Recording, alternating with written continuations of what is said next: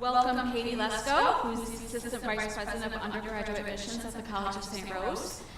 Katie has generously done this program for us for a number of time, and we're really grateful for your expertise and your time. And we know you have some really valuable tips to share with us. So thank you, Katie.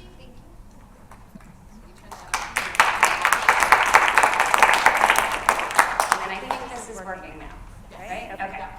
So thank you very much for letting me be here with you all today. My name is Katie Lesko, and I work in the admissions office at St. Rose. I've done this for about 21 years now, and I was at Siena for a longer period of time. I was at Siena for about 16 years, and then switched over to St. Rose about 4 years ago.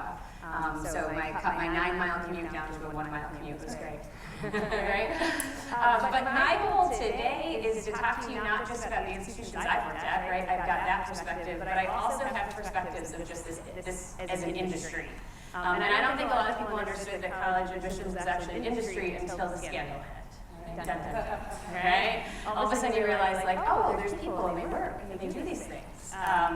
And so that has changed a lot of the conversations, I think, in some ways. But for the majority of all the places that you apply and do things, it is not that type of work, right? Just so you all know that it is honest and true and authentic work.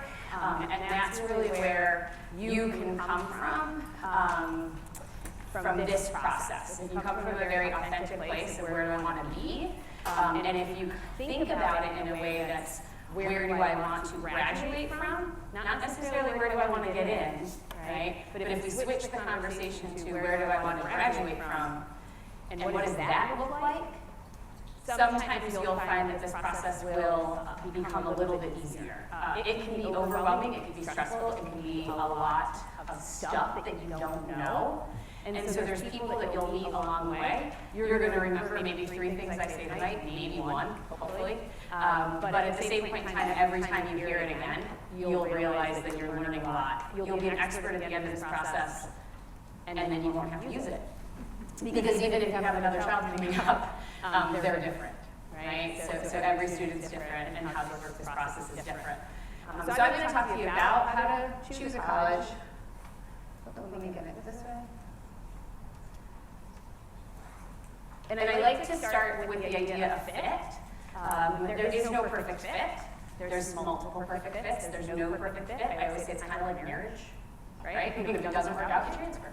And so at the end of the day, thinking about it as a perfect, ideal, have to find that place adds too much stress. Take it away.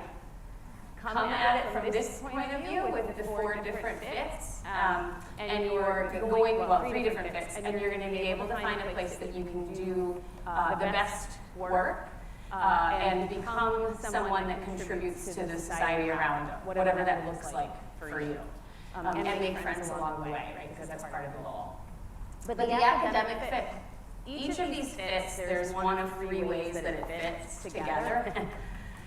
And so you have your academic fit, your social fit, and your financial fit.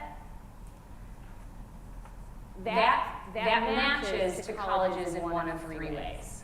So your academic fit is your grades, your classes you've taken, how well you're doing in those classes, and we'll talk a little bit more about that.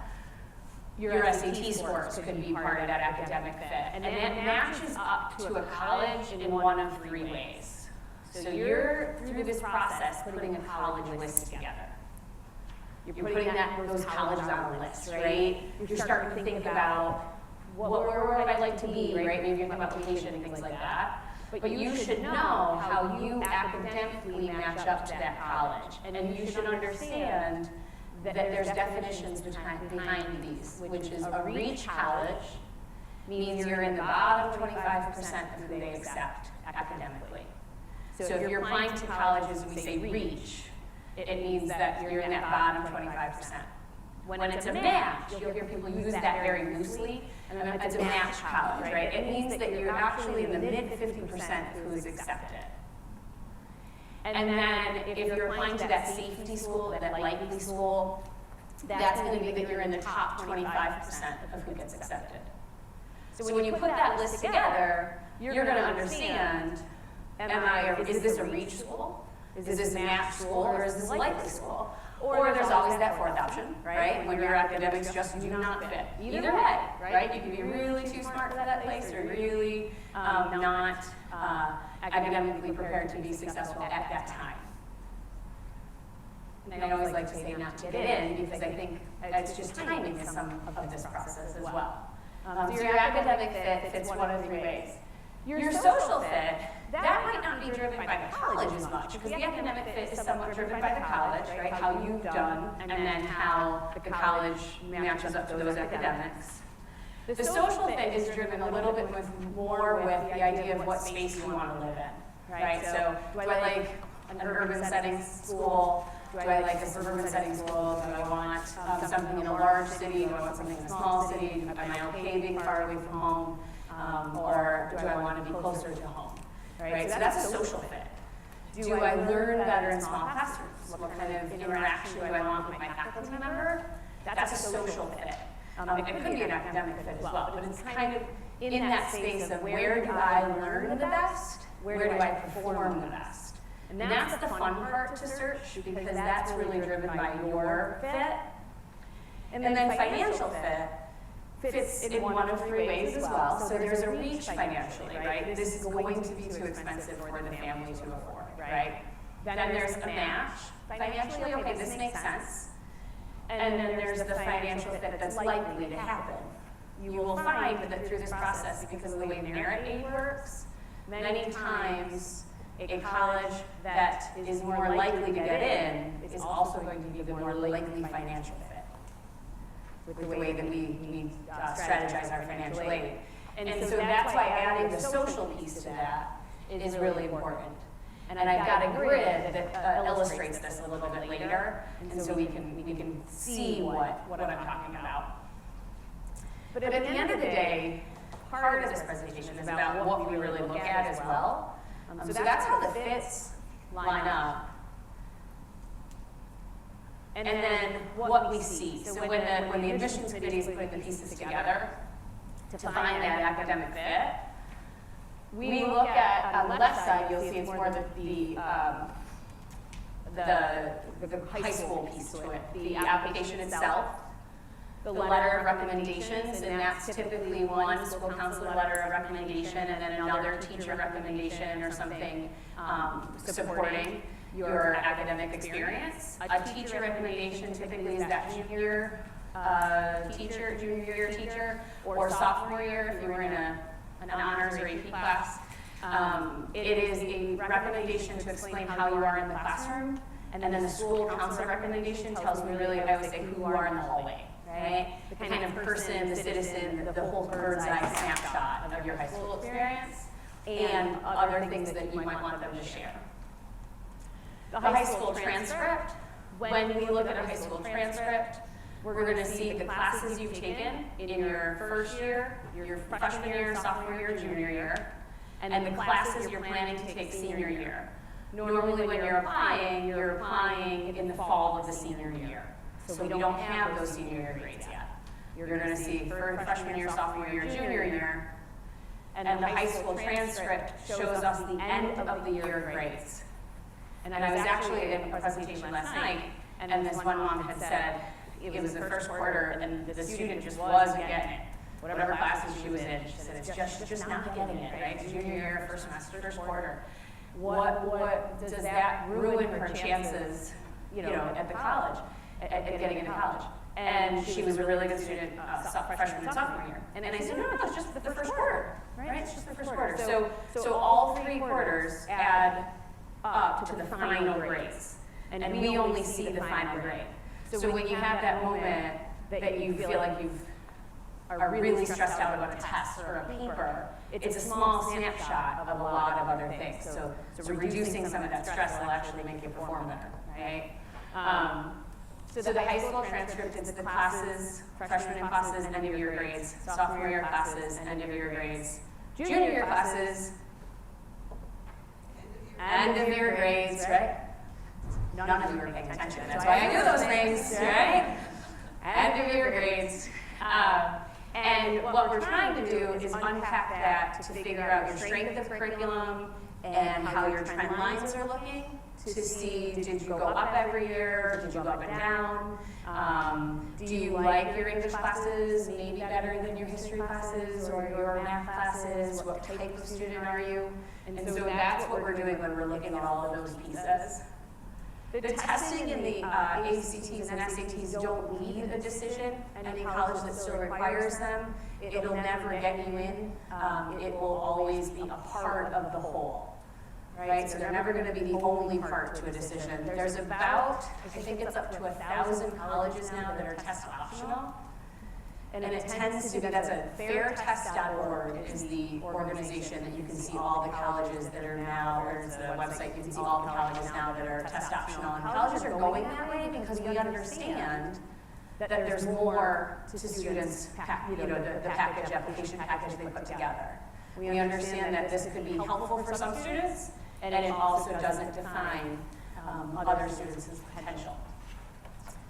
Then we, on the right side of this, it's the extracurriculars, your resume, your essay, any sort of talent. So when I came over to St. Rose, 2 new programs that I got to work with that I never got to work with in this way before were art and music. And so you still have to go through the process of the application, but if I was in charge of letting everyone in that could sing, everyone would get in. Right? Thank goodness the faculty don't let me be in charge of that, right? They have that expertise, they have that understanding, and so that whole talent portion is a different review. Same thing with athletics, right? It's a different review. Someone else is judging that piece, but you still have to go through the academic process to be able to be accepted. And then interviews and demonstrated interests fill in the gaps. So that helps a college understand your connection with them. Maybe you are in that, as we talked about, like or reach category, and an interview can help present yourself to change that decision to an accept, or more likely to accept. Your essay can help with those types of decisions if you're borderline in getting accepted. Those other pieces on the right-hand side are you have that control. And so we look at all of those in a type of theme to be able to make that academic fit decision. But you're all going to understand your GPA and SATs prior to applying, so you're going to also understand what that means to you, right? How likely am I going to get in? Because some of this process that adds stress is about disappointment, right? Sometimes it's the first time the student or the family has been disappointed, and so it's helping understand what's the likelihood to get in, and then you can help navigate the excitement and navigate sometimes the decisions that you don't want to hear. Some of the things on the financial fit, the one thing about finances is you won't know the finances until after you've been accepted. But there are different types of things that you can do to figure out what that financial fit might be. So has anybody tried the net price calculator? Has anybody heard about a net price calculator? Okay. So what happens is, some of those things are terms, and we'll go through them, but what happens with the federal government said to all the colleges, people can't wait until after they've been accepted to get the financial the financial package. They need that a little bit before in order to make better decisions. So the net price calculator on the college's website, every college is required to have a net price calculator, and essentially what that's doing is taking a snapshot of your financial information, a snapshot of the academic information for the student, and then providing with you with an estimate of what it potentially could cost you to go to that college. It does not guarantee you an acceptance into the college, right? Because if you put your numbers in and then you get a package back, you can say, but the net price calculator told me I got in. And that is not how it works. It's just the idea behind it is to give you a guide of what would that financially, what's financially reasonable for the family. It also is nice because it gives you an understanding of what types of questions the finance that you would have to get prepared for to be able to fill out the FAFSA. Right, so that's why the net price calculator is neat, because it gives you that snapshot and a little bit more of an understanding of how all that works. The idea a lot of times is the fact that private schools versus public schools, private schools are more expensive. And at the sticker price, at the cost of attendance, it is. So when you see that number. But a lot of times private scholarships, private colleges have more to available than merit scholarships. And so many times that price can become comparable. And so I always say to people, when you're putting your list together, when you're figuring out how to choose a college and you're putting the piece together, in order to have the best snapshot of a financial fit, you want to have public schools, private schools, and even two-year schools and four-year schools. Sometimes students say, I'm just going to go to community college because of finances. Sometimes that makes absolute sense. And sometimes colleges give more money to someone who's starting as a first-year student. And so depending on the academic quality of the student, it could actually cost you more if you transferred versus less. But you want to have it in your mix and talk about all of those options, because then you can best prepare for what the financial fit might be. Essentially what happens is there's different ways people afford it. They have a merit-based and institutional aid. Then on top of that would be if the families have something to put down or some payment to do to put in. Otherwise, they finance it. And that's where the different loan options can come into play to cover the gap. For some colleges give you more than others. So that's why you have to weigh out whether or not the financial fit is a likely, is a match, or is a reach. And then plan it from there. But colleges do have payment plans, so that sometimes for families can help. And so it becomes a little bit more reasonable to be able to pick a college that's maybe a little bit more expensive, because you can do a payment plan versus having to take everything in a loan. The FAFSA or the CSS profile are the pieces that help us determine that. But again, you're not going to find out the full financial aid packages until after you've been accepted. But you're going to be starting to search right now for your colleges throughout this year. And so understanding what that looks like and having a conversation with the students about what you can afford and what you're willing to put in is really helpful as well, because then you can start to navigate this process in a complete way versus where sometimes you don't talk about finances until you get them, and then you can't go to the place that you wanted to go to. So having the three conversations, academic, social, and financial, really helps you choose a college that makes sense for the family. When you can do it this way, there's, I think, sometimes two things that happen. When you include the students in on the financial aid conversation, the students internalize what the worth is. Right? They internalize the goal to graduate, and they can internalize the worth of what they're getting. That's really important. Because when you know what something's worth, you put sometimes more into it. Right? And that's how students then graduate. Because where the debt conversation comes in is when a student starts at college and doesn't finish and doesn't have the credential to earn more. We know a college degree can help you earn more. And so when somebody has started college and has taken up debt but then never finishes, that's where the really, that's a tough place to be in. Because now you've got the debt and no credential.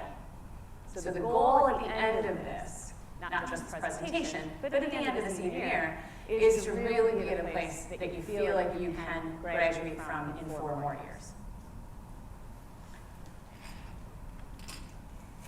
Your social fit is developing those questions, is thinking about your personal profile, right? We all have personal profiles now because of social media, right? Personal preferences. And some of the questions that you should be asking yourself as a student is, what kind of major do I like? But I think a little bit more like, what do I like to learn, right? What's something excites me? We always talk about passion, finding your passion, and sometimes you can find your passion and something else can pay the bills. Right? And so it really is about what subject do I think I can really learn and then produce in a different place, right? Produce in a work environment. Extra clubs and extracurricular sports and activities, right? So is there something you just can't live without?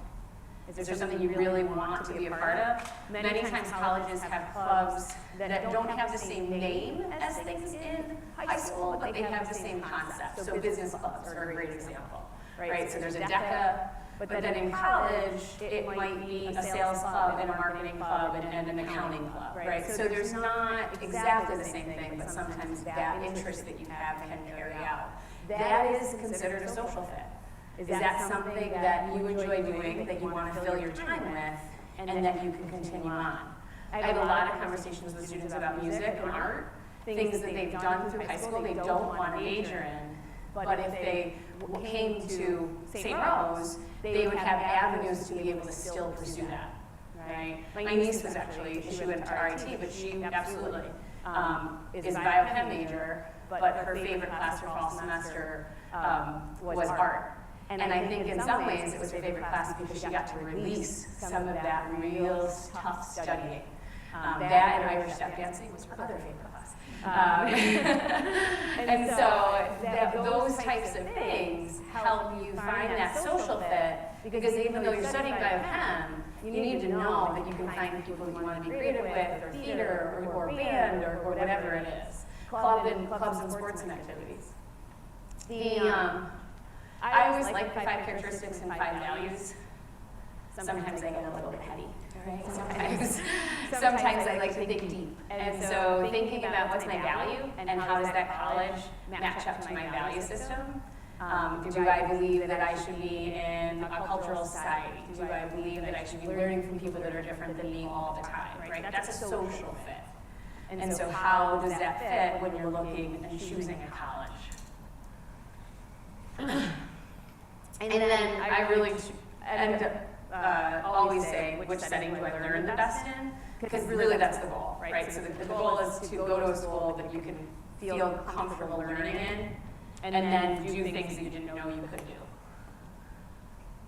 So this is how it works when you put it all together, in some ways. You could have 20 schools on that list. I never recommend that many. But you probably end up applying to about 7. Right, 7 or 8, depending on what kinds of programs you're interested in too. Anytime you go beyond that, all you're doing is avoiding the inevitable, which is making a choice. Right? If you start to add more and more and more, you should maybe have 20 that throughout the whole process you looked at, right? Because you're taking things off the list and maybe adding a couple more. But at the end of the day, a solid 8. Your academic profile for a college A is match. College A for academic major, right? So sometimes we're picking based on direct major. They have biology, they have medical technology, they have cybersecurity, or do they have computer science? Right? So you can get to a lot of these careers in multiple ways. And a major is what drives a lot of the search, but it's also something to think, do I have to major in that specific thing, or can I major in something that's around it? So college A has a 5-year master's, which that's pretty cool. Sometimes you can save money on getting a double degree at colleges. If you stay and get that second degree, education's a great example, right? If you can, instead of having to do 2 years for an education master's, you can just do 1 and get certified. And have a master's and not have to worry about it, plus being able to pay less out of pocket up front. Sometimes MBAs are better to get later on because you work for a company and maybe they have a tuition reimbursement program, right? So you can kind of work through some of that. The location's a big match because this person, is okay in the big city. And the merit is a match because their academics really were right and even. So their financial aid is merit. College B, they're likely. So that means that they're in the top 25% of who gets accepted to college B.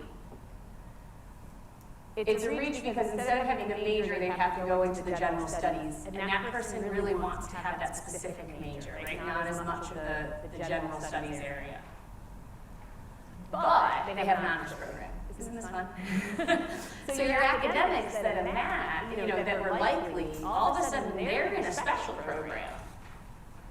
And now they're one of 30 people in a special program, and their academics become more of a match because they're in a setting that's going to challenge them and that's going to do well. So sometimes when you put schools on a list, originally you might think, oh, it's too easy, I can totally get in there. But they might have a real specialized program that's something really unique and hard to get into, right? But that you're with people to be able to be challenged and to learn from them. The socialist clubs, right? So there's clubs you can get involved with. We know if you're involved with 2 clubs in college, you're going to be more likely to stay and graduate, right? It's because the structure of high school goes away. And so you have a lot of free time. And that's the hardest thing to fill because you can procrastinate easily.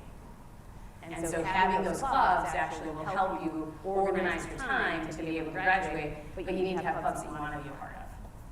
And many times in college, the clubs also connect to the major really well. And so it's not just a club to be a part of, but it's actually something that's taking the theory and putting it into practice. College sees a reach. They have a really large program, so most likely their academic major is likely because there's a lot of people studying that. So sometimes that means there's a lot of classes, sometimes that means that they just have research that goes with that because there's a lot of people in that major, so it's pretty comfortable to be in that area.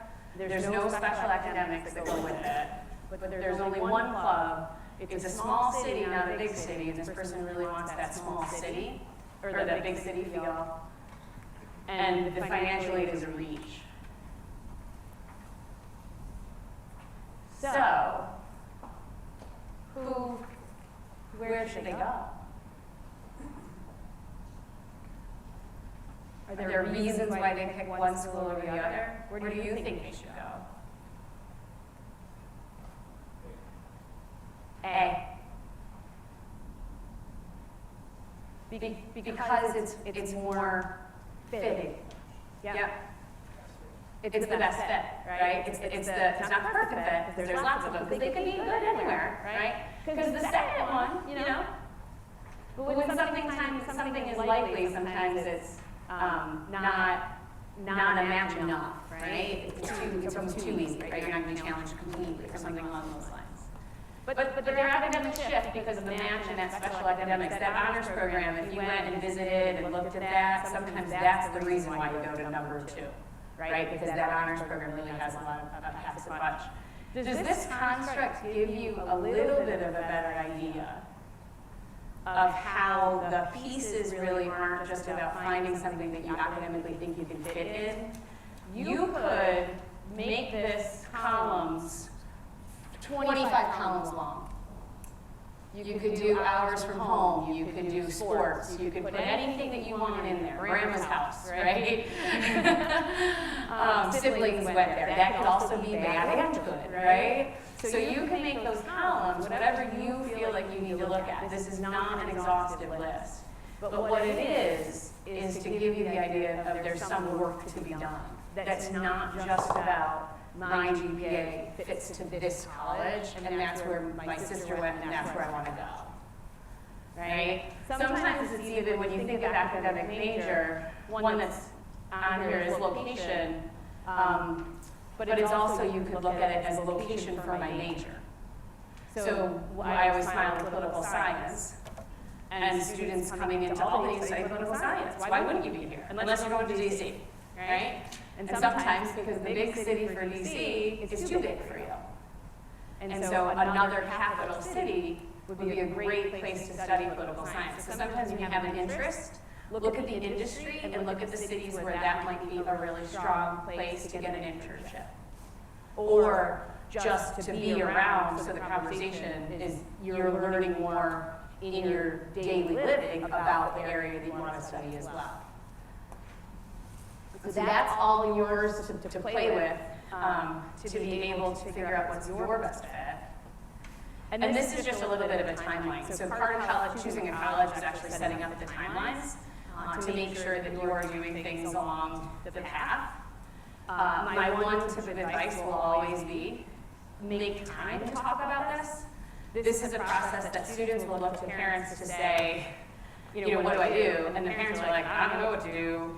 And you want to have answers because you're the parents, you always have answers, right? at the same point in time, part of this process is learning together, and that's okay. One of my favorite stories is that my sister and I had kids go through this at the same time. So my stepdaughter went through the process at the same time my nephew did. And my stepdaughter was very organized and totally involved in this search, right? Totally internalized it. She made all the appointments. She figured out where her list was and where it wanted to be. And we put, probably in March of junior year, we started to put an hour on the books on a Sunday. So pick a time, Tuesday at 10, Friday at 7, don't do Fridays, Monday at 2, whatever time works for the family, right? Saturday, Sunday, something. Pick an hour and talk about college. Because my sibling, my sister did not, and her son was different. I love him now because he lives with us and he's graduating from St. Rose and he's amazing. But that whole process was a little bit more stressful.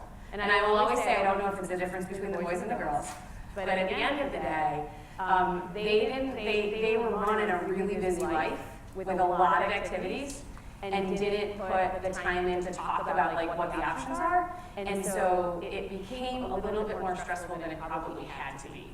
And so my advice for you is everybody's busy, so try to get an hour on the books to research merit scholarships, right? Private scholarships. You can put an agenda together with topics, right? Let's put the list together by this date. There's two things that does. It gives time for the parents to talk about college and what you guys want to get done, what you would like to get done. It also gives you time for the students in the room to not be asked questions all the time. Because what will happen with this process is everybody's busy and we're running, and so the parent will say, hey, did you write your essay, or hey, did you do this, hey, did you do that? And the student just wants to go to homecoming, right? They don't want to talk about their college essay right now. And the conversation all of a sudden becomes a really strong conflict. And so if you put some time on the books, the student gets to say to the parent, hey, on Sunday at 2, I'm going to tell you about my essay, right? And they get some space, and the parent gets to say, hey, on Sunday at 2, you got to have that essay topic ready for me, right? Because I want to talk about it. Doing that allows you to still be a family unit and not talk about college all the time, because it can become the topic of every conversation, and it's just not healthy for anybody. So in the junior year fall, which is where you are now, talk about careers, talk about majors, talk to families and friends, right? Start to build that understanding of what options are really out there. If you're going on a family vacation for Thanksgiving and there's a college around, go see it, right? Even if they're closed. Just if you want to drive by colleges. I like colleges. There's a lot of history to it. I grew up in a college town. I think that's part of the reason, right? There's reasons why they were built in the places they were built. There's purpose behind why they started, right? There's missions. It's really cool. I was also a history major in college, so you can appreciate why I like it. Talk to your school counselors now, because they're going to help you. They're going to start to check in and help you. The key to it is to still focus on your schoolwork. So hit your wins with the grades. Junior year is make or break year, really, because your first year is gone and your sophomore year is done, and your junior year is now. And it's always better to have the GPA going up in the junior year than going down. Sometimes the question is, should I take harder classes? Is it easier, is it better to get an A in a regular class or a B in an honors class or an AP class, right? We always get that question. My answer is, it's always better to get an A in an AP class, because then there's no question. Thanks for the giggle. The real answer is, I can't give you permission not to do your best. So if I tell you, it's hard to get that B or C, right? I'm telling you not to do your best. What happens with APs and honors is that you have to change your work habits. So the amount that you're reading, you have to learn how to read in a way that's faster, because there's more to read, right? You have to learn how to pull themes out pretty quickly and start to organize your notes. You actually have to study even though there's not a test tomorrow. That's how you change your behavior that gets better grades in those types of classes. And that's what colleges are looking at, because that sort of study habits and those types of skills will actually have you perform better in college as well. right? So the idea about APs and honors is lost. Everybody thinks, oh, I get college credit, that's great. The idea is actually that you learn how to study differently.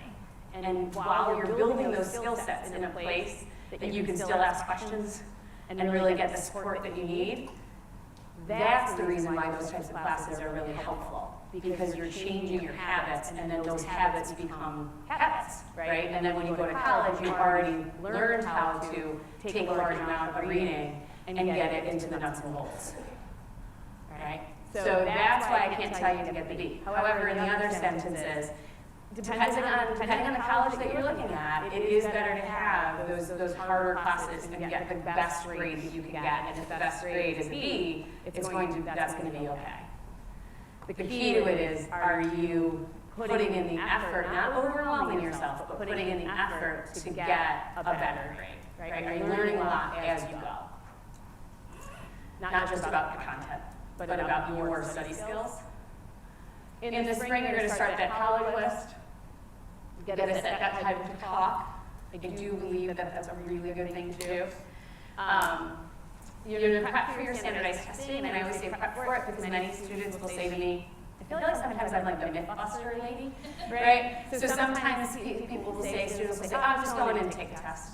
I'm just going to go see how well I do, right? Honestly, it's a test. So preparation for the test is really what you have to do if you want to take the test to do well.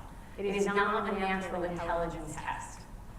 So there's a couple ways to prep for it. Khan Academy is a great resource, right? It's K-H-A-N. Khan Academy is a great resource, and students have been proven to do better. Because they're teaching you a little bit of how to take the test. So that's one of the things. The other thing, too, is read. Just actually read.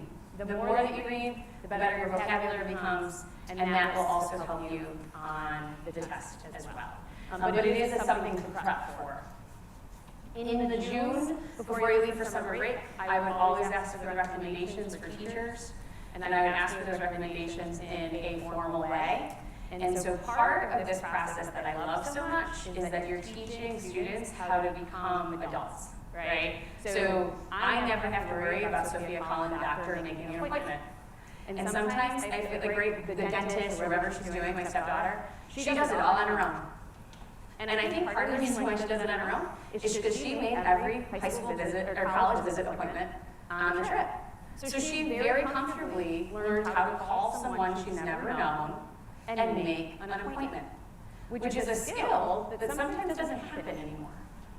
Right? So this is part of what we're teaching when we're going through the college process, is actually some of these skill sets that will set you up for other things as well. And then asking teachers, asking someone for a recommendation, it's not good to walk in the hallway and say, hey, Mrs. So-and-so, can you write my recommendation for college? You want to have a letter, reasons why you're asking, the list of colleges you might be applying to, and say, I would be honored if you could do this, and here's why I want you to write my recommendation. Essentially what you're doing is giving them a reason to write it. Right? This is why I really enjoyed this project in the class. I really wanted this. I really thought I learned the best because of this. I feel like I've shown how much I help people about the topics. I really understand it, but I take time. You're giving them some of the examples that they can use in their letter in order to help that college application, review. But asking them on the side, on the fly, is sometimes not the best way to do it. And plus, you would never give a recommendation to a new employee if the person, was asking you very quickly to go, do something for them. So learning how to formalize that process is really important for the student. And then just keeping to research those colleges as well. And then in your senior year is when, over the summer, write your essay. College prompts typically come out in July. And start your essay because at least it's something that you can do. The Common App doesn't open until August of the senior year, so you can't apply anywhere, but you can definitely start your essay process. Meet with your school counselors in the fall, and then you're going to start in October to do the FAFSA and start doing these pieces. And I won't overwhelm you with the rest of this timeline, but essentially your goal is to get to be able to decide a college by May 1st. When the student internalizes the choice, the college, it's easier to pick a place to go in April. And for the students in the room, I will always say, be the investment that your parents want you to be. Right? So part of this, that financial fit, is a family decision how finances work. And if the student is engaged with the process and leading the process, then the parents know that when they go to college, they're going to be more invested. They're not, they're going to find and seek out resources that they need. And so that's one of the things that I would say to the students is that you can be that investment, right? It's hard sometimes to talk about what you want to do because who knows what they still want to do. But you can definitely talk about where you think you'll learn the best. And that doesn't put the pressure of a career, but it puts the pressure of understanding, what am I going to get out of this thing called college, right? What am I supposed to get out of it? And that will help you do that part of the search. In the senior year, the last thing I'll highlight, there's two actually, the holiday talk, right? So families are great until they talk too much. So it's very good to have families asking the students, like, oh, where are you looking, where are you going? But it's really sometimes hard for the student to just get that question over and over and over again. So in our family, we did the preemptive, thank God we had two people going through it at the same time. Like you couldn't ask them. Right? We told everybody, just don't ask. It's December. They don't know where they're going yet. Just leave that out of the table. And so there's some things that we can help control the stress as well. And then senior year spring, the private scholarships is the thing that I'll mention. So there's going to be private scholarships that you can apply for. The school counseling office will always have a list of those, and they typically come out in the fall or in year-round. Heavy in the senior year. So now in the junior year, heavy in the senior year. Private scholarships are something from a $500 scholarship from like the Moose Club to the Coca-Cola scholarship, which is a national scholarship, and a larger amount of money. And so that type of work takes a student looking through a database. A lot of times they're electronic. Back in the day, it was a book. And you went page by page. Now you can put your criteria in. There's a left-handed scholarship out there. So you can put your criteria in and it'll produce a list of private scholarships. Private scholarships will help reduce the cost of the student, and sometimes it's the ability that a student can have to go to a private school or that school that was a reach financially. So those private scholarships are something that you should be looking into throughout this process as well to help defray some of those costs. At this point, I'm going to end my presentation and ask if you have any questions that I can, if you have any questions I can give you an answer to. Yes? I have a question. You're talking about the way you prefer CGPAs go up from a trend line perspective. Sure. What happens if they kind of just been the same throughout your whole year? Like you're constantly hitting that B plus to A range, and it's really a plus or minus 2-3 points every quarter. Yep. So we won't see the quarters. We'll only see the end of the year. But will that hurt you because you've just been doing well the whole time? Nope, it won't hurt you because you've been doing well. You've been doing well the whole time. It'll help you because you've been doing well the whole time. So that segment, which is a good point, is more for the student that maybe is working through it and things are starting to get. Because typically junior year gets a little bit harder. The classes sometimes become a little bit more of the honors and APs, but also driving gets introduced. Working sometimes gets introduced, other responsibilities to the family because now you're carting the sisters and brothers around or something along those lines. And so sometimes we see that junior year go down, not just because of the academics, right? So it's great when the academics stay the same, but because of the student is starting to learn how to balance things other than just being a student, right? There's other things coming into that. It would depend on how the college, it's always good to have the same, but you would want to know how that fits to the college academically. Yep. A great presentation, by the way. But Thanks. what is your opinion of hiring college admissions consultants? Great question.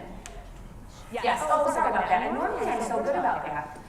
I normally repeat every question I get, and I did not do that for them. So the question was, how do I feel about private college consultants and hiring private college consultants? And I feel like anybody that can help advocate for your student is always a good person to have in your corner. I think that there's systems that we have within the school system and within the college system, and you just have to know how that fits. In some ways, that is a great way to put that hour on the calendar that I was talking about outside of school, right? So I was talking about having that college meeting, and sometimes with families, it's really nice to have that other person sitting there with you and talking through that. If the families can afford it, then that is a great opportunity to just work through those lists together. I think the most important part anytime you have somebody outside, it's the same thing with an athletic recruiter to help understand how athletics work, things like that, is that you have the school system that knows the student within the school system as well. So the school counselor letter of rec will still be a part of that process. They understand how the college system works as well. So doing it in concert is one of the biggest pieces to it. So I think it's great to have any opportunity to have people help you with this process, but not forgetting the school counselor is a really important part when you have the independent as well, because you want them to work simultaneously together on behalf of the student, and not in a place where you're learning this from one person and this from another person, and next thing you know you have 20 colleges on the list and you're just as lost as you were before. So does that help with that part? It's sort of about the value. Yeah, the value is it sometimes just gives you another person to talk to and another perspective. And then you have to figure out if you could have gotten that anyways. I think it's really a family decision.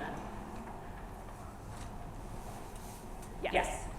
In the SATs, I've heard some colleges say you can take the best SAT score. That wasn't the way when I went to school. No, it wasn't. But also you can We take won't the talk best, about that. You can take the best segment from one, Yep. and then another segment from another. It seems to me you'd be crazy not to take it a few times because you get the best one. So the question was, see, I'm getting better. The question was SATs and ACTs now. So the SAT and the ACT, if you take an SAT twice, a college is what they call super score. And I still think that some 17-year-old somewhere came up with that, and then we all started using it. But it's called super score. And you take the highest evidence writing score and the highest math score, however many times you've taken it. Some colleges will have a limit and then they start to average it. So if you take it over 3, then they'll average the scores. That's typically more highly selective schools. But most of us take the highest writing, evidence writing, and then the highest math. And so I agree with you. It's really a smart idea to prepare for it, but to also take it a couple times so you can have the best score. You're going to be better at it the second time, you're going to see it before, and then you're going to be able to take the highest. On the ACT, they take the highest sub-scores and then create a new composite. And on the SAT, they take the highest, what I would call verbal and math. There is such a thing essentially as over-testing, because statistically, if you take it like 5 times, you're just not going to do any better, right? Like it is what it is. So my suggestion is always to take 2 in the spring, 1 ACT, 1 SAT, whatever you want it to be. I would look at your PSAT scores and see kind of how well you did in that. I would try out the Khan Academy testing, the test prep, and see what that looks like. But if you take an SAT or an ACT in the spring, and then if you plan to take the August or September or October exam, all of those are within a timeline for a November 1st deadline. And so if you take 2 of them, 1 of each in the springtime, and then work over the summer to prep for whatever one you like better. And it used to be before SAT changed how they did things, it used to be that the ACTs a lot of times were better for women because it's less than, you didn't get marked off for having a wrong answer, and the SAT has now changed to that scoring system. They used to mark you off for being wrong. And so really just try it out, feel it out, and see which one's better. But Do you really need both SAT and ACT? You don't need both. So if you're really comfortable in the SAT testing and psych, if you're really comfortable in that, and then just stay with that one lane. Where I think sometimes students miss the mark, and it feels like you're over testing, is you try the SAT a couple times, and then all of a sudden in December they're taking an ACT, and they've never seen it before. And that's one of those things that's like, because it's something you're supposed to prep for, if you want to try the ACT, try it in the spring. And then figure out whichever one is better for you, and then focus on the one, only one. Yep. There's some sort of advantage to taking both the ACT and SAT, like when it comes to colleges like that. So the question is there an advantage taking an ACT or an SAT, taking both of them, and what colleges look at, right? Do the colleges think there's an advantage to both of them? And the colleges don't. So we don't prefer one test over another test. You'll find that every college is going to have that statement that says, we don't really prefer one or the other. It's really what you want to put together and show us. So if you show us both, if one was a lot lower than the other one, I'd probably only submit the higher one. But there's not an advantage to sending us both of them. Yes? So, because the ACT has a science component, if you're going for a science or likewise major, would you want to take the ACT and show a better score on that test? Because there's a science component that was averages to your score. Yep. So the question is, the science, the ACT is made up of 4 different types, 4 different scores, composite scores, and science is one of them. And I would say that your statement is actually a statement, right? A lot of times it is better for science students to take the ACT because there's a science component and you'll do better on it. The other piece of the ACT is it's 4 pieces averaging to 1, whereas the SAT is only 2.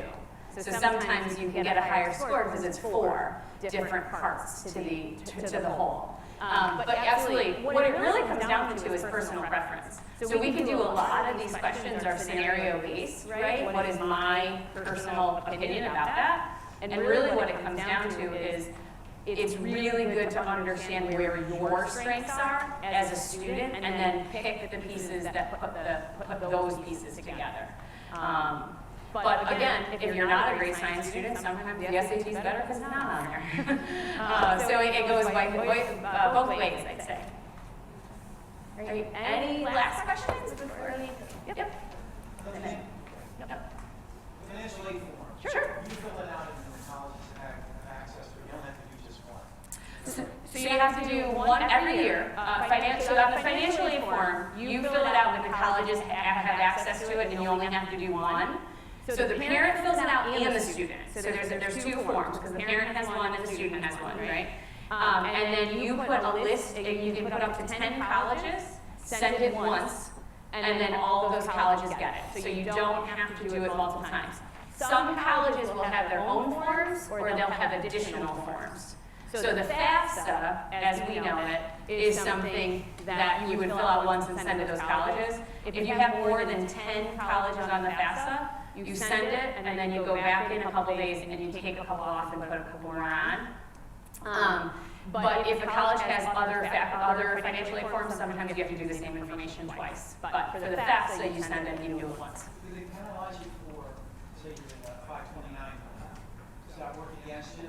So the question is, if you're in a 529 plan, does it work against you? And their argument is always, if you're in a 529 plan, you're in a better position to pay. And so it's hard to think of the 529 as being a penalty because you've been able to save throughout and be able to help afford college for your student. Sometimes I would say people feel like it's a penalty because the money is just designated to education. At the same point in time, when you think about the ability to save, you have to think that it's really good to be in a position to have the 529 to be able to help afford the college degree. So I would say penalty is a harsh word, but at the same point in time, the plan to use it would be taken into account. And I've got one question in the back. Thanks, very helpful presentation. Thank you. One of your slides had future fit, but you did not expand much on it. Can you give us a couple of thoughts? Sure, so the idea is the future fit is the three fits together. So the idea is the academic fit and the social fit and the financial fit together create a future fit for you. Where do I want to live? What type of job do I want to have? What type of life do I want to have? When we start to kind of connect on some of those, not living in the future so much, but some of those things that might get us there, then you're finding that future fit to be a successful citizen, right? And I always think college doesn't just educate you to get the job. I believe college educates you to be able to be in a community, right, and giving back. And what does that look like for people? So that's the future fit. Last one, yes? The reason why the 529 works against you is considered an asset of the child. Right. It's a much higher percentage of the child. Yes. And so the question, or the answer is, the 529 does work against you because when you fill out the information on the FAFSA, you have the parent income, and then you have the student income. And when you have a student income, 529 is student income. Yeah, in the asset. And there's a higher percentage of that, actually most of it, is taken for the college education purpose. So what that does is what they call reduced need. And I can get into a whole story about that, but that's why there's a financial aid night at Litherland High School. Because sometimes if you go in the weeds on that one too far, it can get a little bit more confusing. But you'll, again, take a little bit of tonight away, and then start to learn a little bit more about the other pieces. And the 529, for those of you who don't know, is a New York State savings plan. So people can put money into the 529. It's designated for education. And it is tax-free, before tax, right? It's for pre-tax. And tax-free to take out. Yeah. So in some ways, it's less expensive than trying to take money out of the IRA or something like that, right? I think IRAs you can do tax-free as well. I think so. Yeah. So, my question is, if you're a parent who blows your money on fancy cars as opposed to disciplining yourself to save for your kid, do you have a disadvantage? Right. So, and then we'll let you go. I'm going to end on that one. You still would be penalized because you wouldn't have anything to show for it. So they would expect the same type of savings from, they would expect the same type of, if you have an income, it's income-based, not possession-based, asset-based. And so if you don't have anything to show for it, you're still going to be expected to save the same thing. At least with the 529, you have savings. I love it. That's great. This was a great night. Thank you so much. I'm here if you have any questions.